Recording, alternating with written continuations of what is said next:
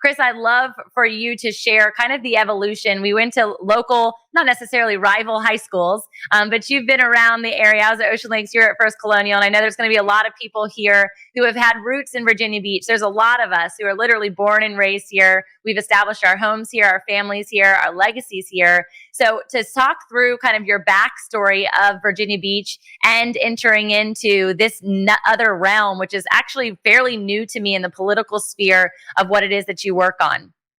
Yes, well, there are a lot of us natives and locals still here. Believe it or not, I get asked all the time with my shaved head if I'm in the military.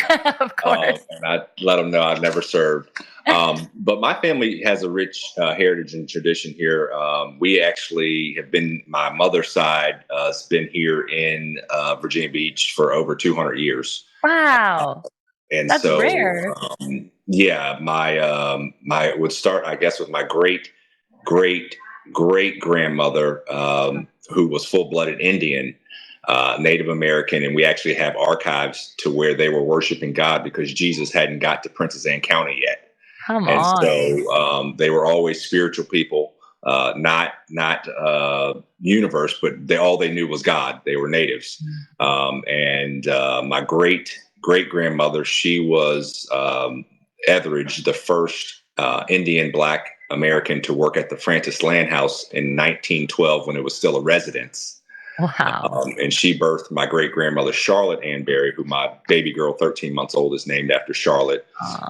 She worked for the John B. Dye, who we know John B. Dye Elementary School.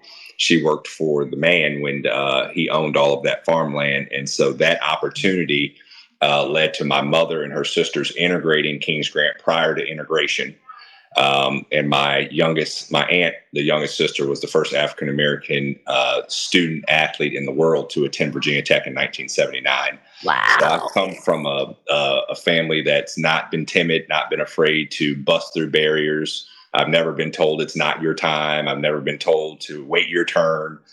We were always encouraged to trust God and go forth where he leads us. And there's always victory there. So praise God.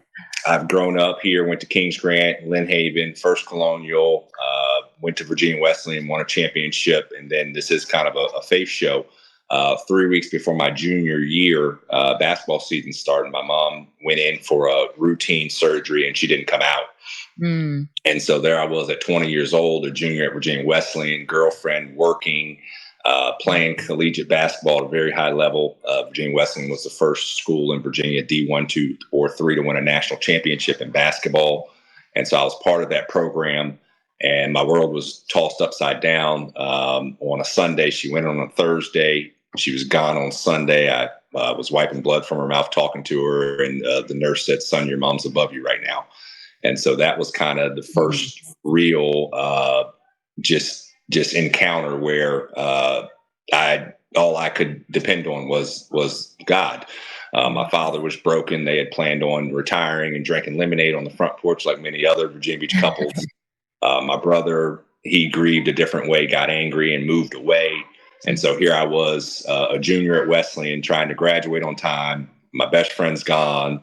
And my dad said, "You don't need to play basketball anymore. I don't have enough money for you to have fun. You need to man up." And so graduated on time. I ended up leaving the team after our most successful year. We had the winningest record in school history. Went to NCAAs, won the championship, and I went into coach's office and said, I can't do it anymore. And the next year they won a national championship. But it was opportunity cost.